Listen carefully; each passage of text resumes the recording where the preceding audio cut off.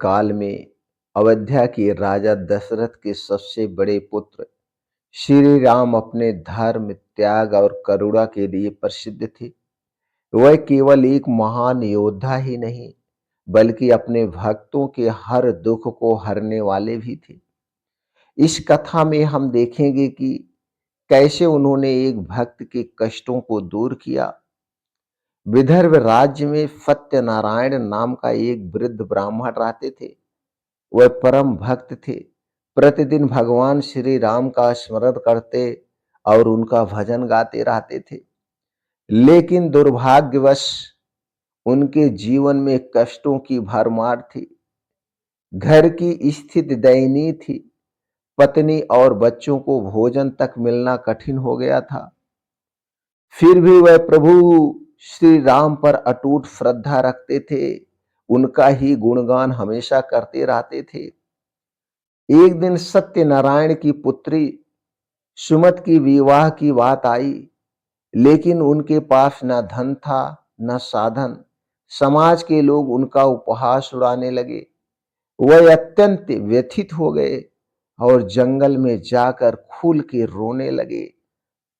ऐसे रो रहे थे जैसे मानो आंख से पानी की धार बह रही है। वो कह रहे थे, हे प्रभु श्री राम, क्या आपकी भक्ति करना ही मेरा अपराध बन गया है? मैंने तो सदैव सत्य, धर्म और करुणा के मार्ग का अनुसरण किया है। फिर भी इतना कष्ट क्यों प्रभु? यह करुण पुकार सीधे भगवान श्री राम तक पहुंची। उस समय श्री राम अयोध्या के राजा थे, लेकिन वह भक्तों की पुकार सुनकर कभी मौन नहीं रहते थे। उसी रात वह भेष बदलकर एक व्यापारी के रूप में वृद्ध ब्राह्मण के घर पहुंचे।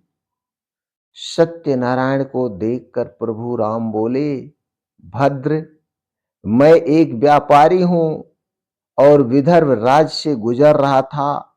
सुना है कि आप बड़े धर्मात्मा हैं। मैं आपके घर विश्राम करना चाहता हूं। क्या हमें एक रात के लिए विश्राम करने देंगे? ब्राह्मण ने संकोच वश कहा, महाराज, मैं बहुत गरीब हूं।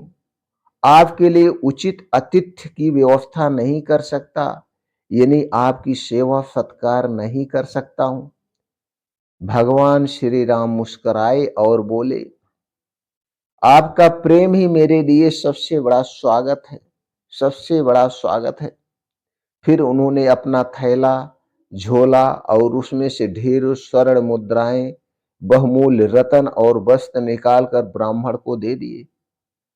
ब्राह्मण अवाक रह गया और बोला, मुझे समझ नहीं आ रहा है कि यह कृपा कैसे हुई है। भगवान श्री राम ने कहा, भक्त की पुकार अनसुनी नहीं रहती है। जब तक मैं हूं तब तक मेरे भक्तों को चिंता करने की आवश्यकता नहीं है। इतना कहकर श्री राम अंतर ध्यान हो गए। अगले ही दिन सत्यनारायण ने अपनी पुत्री का विवाह बड़ी धूमधाम से संपन्न किया। उनकी गरीबी भी दूर हो गई और पूरे विदर्भ राज्य में जय श्री राम, जय श्री राम, जय श्री राम के नारे गूंजने लगे। इस छोटी सी कहानी से हमें क्या सीख मिलती है? श्री राम केवल राजा ही नहीं, करुणा और दया के सागर हैं। जब भी सच्चे हृदय से कोई उनको स्मरण करता है, वह अवश्य उनके दुख हर लेते हैं। इसीलिए कहा गया है, राम नाम का सुमिरन कर ले, सब संकट कट जाएंगे। जय श्री राम, जय श्री राम, जय श्री राम।